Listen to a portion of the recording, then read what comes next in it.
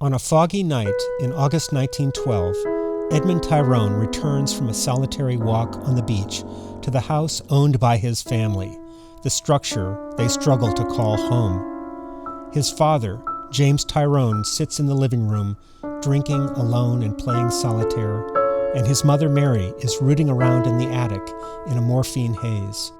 They are in search of tokens of past happiness. Soon, his brother Jamie will return filled with self-hatred and self-pity. Around midnight, the four of them gather in their separate but shared despair, a family together and alone.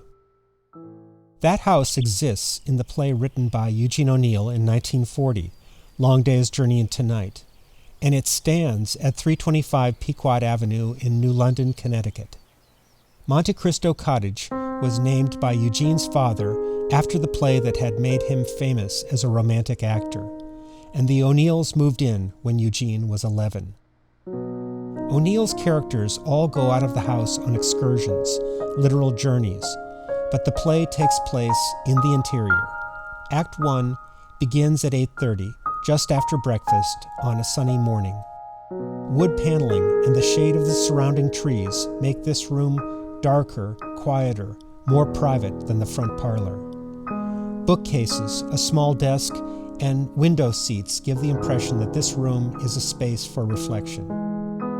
The two scenes of Act 2 take place around 1 o'clock.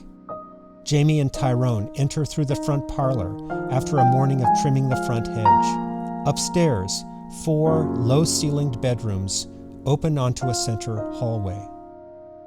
Act 3 begins at 6:30, with Mary and Kathleen in conversation, the room growing darker. Mary looks out toward the distant foghorn. Act 4 opens in the nearly dark house around midnight. Tyrone shouts at Edmund for leaving on the front hall light, which is eventually turned off. But a clash about greed leads Tyrone to turn on the chandelier lights.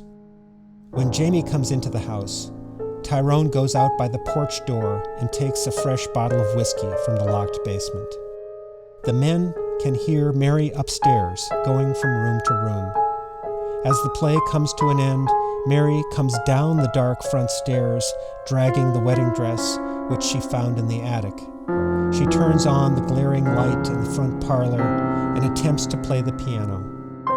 O'Neill's diagram shows her coming to the table where the men are seated, then crossing behind them to the downstage right position. The journey of this long day comes to an end.